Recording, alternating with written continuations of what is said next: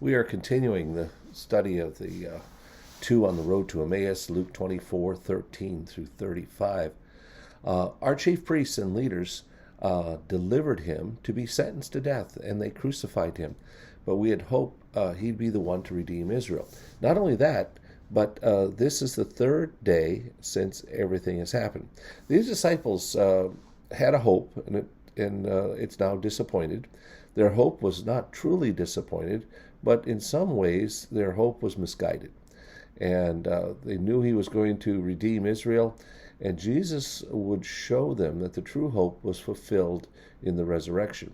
You think about how quickly our hope is given up. Prayers are not answered immediately.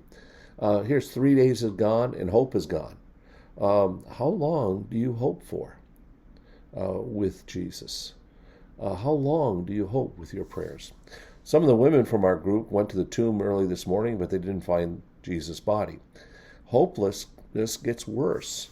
Not only, these disciples have the testimony of others, but they are so slow to believe the whole concept of the resurrection.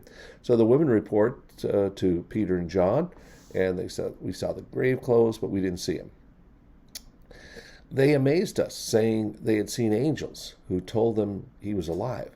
Some of the disciples went to the tomb and found it just as the woman had said. They didn't see Jesus either. Since we didn't see Jesus, even they saw angels, it doesn't matter. How much proof do we need to have faith? Because we don't see Jesus with our eyes, but see the results, do we give up on God? Jesus replied, "How unwise you are, and how slow you are to believe everything the prophets said. Didn't the Christ have to suffer and enter into his glory?" Jesus told them that the problem with their belief was their heart. They had head knowledge, but they didn't have heart faith. And we often think of some of the obstacles to belief. Most of them are in our head, but they went on, and they should have believed when Jesus talked about the prophets, the Messiah would suffer and then be received in glory. We need to look at some of the prophets in the Old Testament, and we're going to find Isaiah 53, verses 3 through 5. It talks about Jesus as a man of sorrows, smitten by God.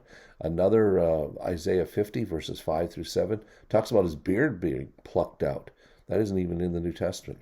Daniel 9:26 talks about the Messiah being cut off. Zechariah 12:10 is another example, talking about the piercing of Jesus. There are so many more scriptures, so let's dig in.